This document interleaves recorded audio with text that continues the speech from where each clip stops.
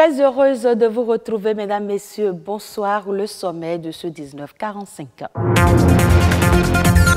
Affrontement entre forces de l'ordre et étudiants, c'était ce vendredi à l'université d'Abomey-Calavi. Les étudiants réclamaient les allocations universitaires.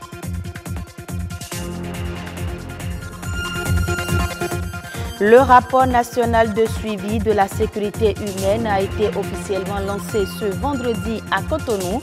L'accent a été mis sur le concept de la sécurité humaine et ses fondements.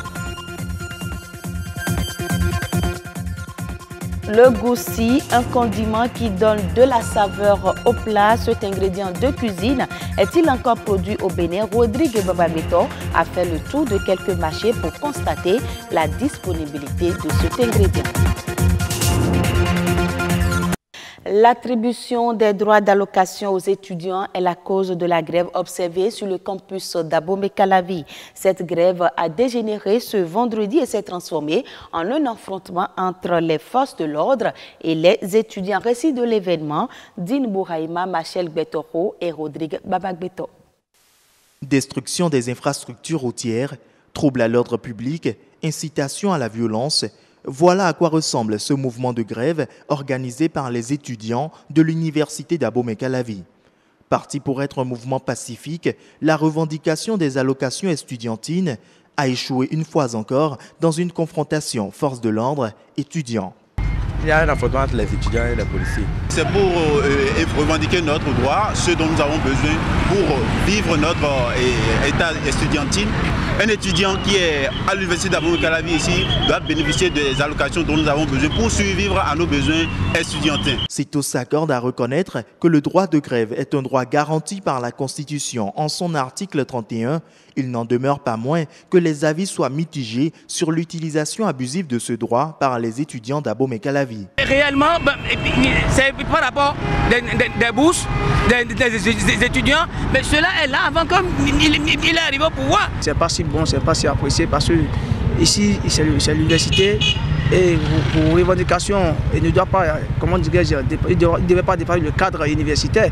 Aller bloquer, aller barricader du moins ça, la voie inter-État, c'est aussi créer aussi d'autres problèmes. À en croire le recteur de l'université d'Abomey-Calavi, cette grève organisée par certains étudiants est un abus de pouvoir utilisé par ces derniers pour intimider le bon fonctionnement des activités sur le campus. Cet incident n'aurait jamais dû avoir lieu si ceux qui sont venus perturber ce matin respectaient la discipline de groupe, la discipline des associations dont ils sont membres. Je crois qu'il faut inviter chacun des acteurs de notre communauté à respecter ces règles qui déterminent le vivre ensemble pour éviter ce type d'incident que personne n'a envie de vivre. Dans un État où la loi reste au-dessus de tous, il est souhaitable que les uns et les autres accordent leur violon. Les autorités universitaires et les forces de l'ordre ont pris les dispositions nécessaires pour éviter le pire. Dans le cadre de la mise en œuvre de sa mission au Bénin, le programme des Nations Unies pour le développement PNUD a adopté le paradigme du développement humain comme un concept de travail. Il appuie alors le Bénin dans l'élaboration des rapports nationaux. Dans ce sens, à l'occasion du lancement officiel du rapport national 2016 de suivi de la sécurité humaine au Bénin, on se rappelle les fondements et l'importance pour le pays. Mathieu Soukeno, Marcel Arossi. La sécurité humaine, une approche axée sur les individus et leur sécurité. Elle fait référence à la fois au droit des citoyens à vivre dans un environnement sécuritaire et à l'existence d'une activité politique, sociale, religieuse et économique au sein de chaque société à l'abri de violences. L'élaboration du rapport national effectué cette année nous fait rappeler ses fondements. Ce rapport est le premier du genre, donc je dirais au niveau du Bénin, et qui a mis en évidence que la sécurité ne doit pas être vu uniquement en termes de sécurité et en termes de défense, mais qu'il faut voir la sécurité sous plusieurs autres angles. Prendre en compte donc toute la dimension personnelle de la sécurité, la dimension communautaire, la dimension politique, la dimension sociale, la dimension économique et la dimension environnementale, et que tous ces éléments-là, une fois sont pris en compte, peuvent contribuer véritablement à faire du développement, un développement plus inclusif, un développement qui atteigne toutes les populations à la base. En basant ses fondements non seulement sur la sécurité de l'État, mais surtout sur celle des individus et des communautés, ce concept prend en compte les libertés fondamentales des citoyens. La sécurité humaine, ce n'est pas quelque chose de parcellaire, c'est global, c'est total, et ça recouvre aussi bien la sécurité en tant que protection du citoyen, ça recouvre la vie sociale du citoyen, la vie alimentaire du citoyen, ça recouvre tous les aspects du citoyen. C'est pour cela d'ailleurs qu'il est dit sécurité humaine, moi je dirais même sécurité de la personne humaine. Elle apparaît bien importante pour le Bénin. C'est d'autant plus important qu'il est nécessaire qu'on ne se contente pas seulement de sécurité telle qu'on l'a toujours caractérisée, mais jusqu'à maintenant, qu'on sache que c'est une sécurité qui intéresse l'homme dans son entièreté, dans sa totalité, dans sa globalité. Depuis bien longtemps, la sécurité humaine est devenue un enjeu majeur des relations internationales. Sa signification est maintenant considérée comme étant plus large que celle de la simple protection des frontières territoriales contre les menaces extérieures. Souvent utilisée pour agrémenter les sauces, la graine de goussi, denrée à bonne valeur nutritive, se fait aujourd'hui de plus en plus rare. Dans les marchés, on retrouve plus le goussi mélangé à de la farine de maïs. Pourquoi cet état de choses? Élément de réponse dans ce reportage de Rodrigue Barbarito et Yasmine Damata. Ce qui me pousse à délaisser la vente du goussi, c'est la disparition de sa forme originelle.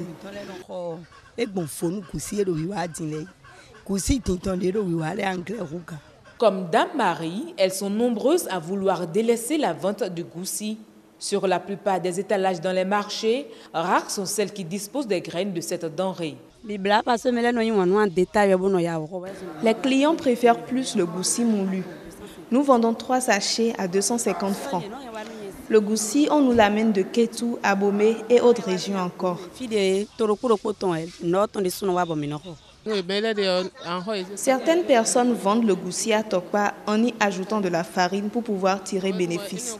Mais ce n'est pas bien.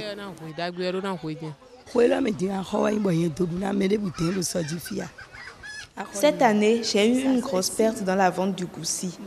Du fait de la rareté du goussi original, les clients n'affluent plus. Du coup, je vends le goussi moulu.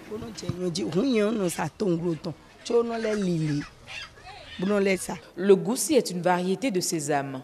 Il est récolté 2 fois par an dans les régions les plus humides du pays. Seul le nord du Bénin en possède en grande quantité et de bonne qualité. Le goussi est en voie de disparition parce que beaucoup de producteurs ne se donnent plus à la production du goussi. Les consommateurs du goussi, les gens n'en consomment plus beaucoup. Si on vient vers le sud ici où la mondialisation a gagné le pas, donc beaucoup ne se donnent plus à sa consommation. Mais au niveau au nord, au centre du pays, beaucoup consomment toujours le goussi. Mais si on doit parler du non-attachement à la production du goussi, c'est surtout à cause aussi des terres cultivables. Les gens préfèrent aujourd'hui ce qui va donner beaucoup d'argent et ce qui se vend déjà. Donc par exemple le maïs, le sorgho et tout. Et pourtant, le goussi ferait un bon complément nutritionnel. Non seulement riche en amidon, il dispose également de 44% de lipides et 33% de protéines. Raison pour laquelle les pays tels que le Sénégal, le Nigeria, le Burkina Faso et le Mali ont augmenté les surfaces de production au cours de l'année 2017. Le goussi, c'est vraiment une culture que nous ne devons pas laisser. L'État peut déjà organiser le marché, vulgariser et donner les intérêts de cette culture aux producteurs. Leur montrer que vraiment cette culture a d'importance et que s'ils produisent, on peut écouler. Donc si l'État arrive à régler ces 2 problèmes, je suis sûr que les producteurs vont reprendre la production du goussi. Des conseils à capitaliser pour une bonne production de cette cucurbitacée. Faisons maintenant un tour au Sénégal où le président turc Recep Tayyip Erdogan a déclaré jeudi soir à Dakar, devant son homologue sénégalais Macky Sall, sa volonté de voir se réaliser l'objectif de 400 millions de dollars, soit environ 200 milliards de francs CFA dans les échanges commerciaux entre les deux pays. Le développement de l'agriculture, du tourisme, de la santé, des mines, de l'habitat sont entre autres des secteurs à explorer pour les hommes et les femmes d'affaires turques, d'après le chef d'État sénégalais. La rencontre a vu la participation de 150 chefs d'entreprise turcs qui ont tenu avec leurs homologues sénégalais des séances de travail. Des glaciers qui fondent à l'œil nu, des espèces qui apparaissent là où elles n'avaient jamais été vues auparavant. En Atlantique, l'impact des changements climatiques est bien visible. Le Chili est au nombre des pays qui prennent en charge des missions scientifiques sur place afin de les étudier et d'éventuellement dégager des solutions aux bouleversements qui attendent le reste de la planète. Suivez ce reportage. Ces rochers sont nouveaux dans le paysage de l'Antarctique. Il y a une dizaine d'années encore, ils étaient entièrement cachés sous l'épaisse couche de glace. C'était avant que le réchauffement climatique ne fasse son œuvre. J'ai eu l'occasion de venir ici pendant 15 ans et à l'échelle d'une vie humaine, on peut déjà constater les changements que provoque le réchauffement climatique. Le glacier Collins laisse apparaître des rochers que l'on ne voyait pas il y a 5 ou 10 ans. Et c'est une preuve directe du recul de ces glaciers et de la perte de masse. Dans cette base scientifique chilienne, plusieurs dizaines de chercheurs travaillent à mesurer les effets de ces bouleversements sur la flore et la faune locale.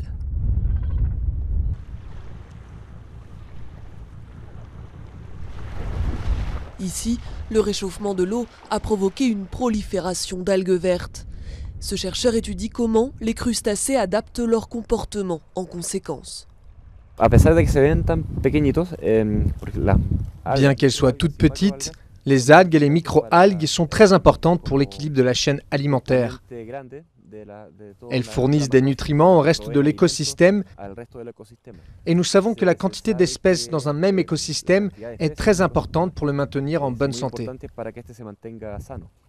Mais l'étude du réchauffement en Antarctique pourrait aussi donner des outils pour s'y adapter. Sous ces serres miniatures, Marisol Pizarro étudie comment les plantes de l'Antarctique réagissent à une augmentation artificielle d'1 ou 2 degrés Celsius. Son constat, les mousses résistent bien à ces nouvelles conditions. Un atout qui pourrait servir à d'autres végétaux dans le futur.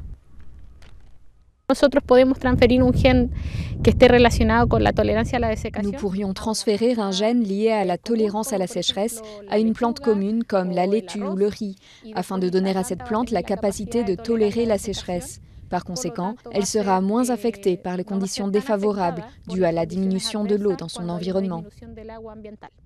À ce jour, la température de la planète a déjà augmenté de 1 degré et l'Antarctique est l'une des régions du monde qui se réchauffe le plus rapidement. Une course contre la montre pour les scientifiques du monde entier qui travaillent sur le continent blanc. Au Chili, ils n'ont jamais été aussi nombreux à s'y intéresser. C'est la fin de ce journal. Je vous retrouve demain pour d'autres informations.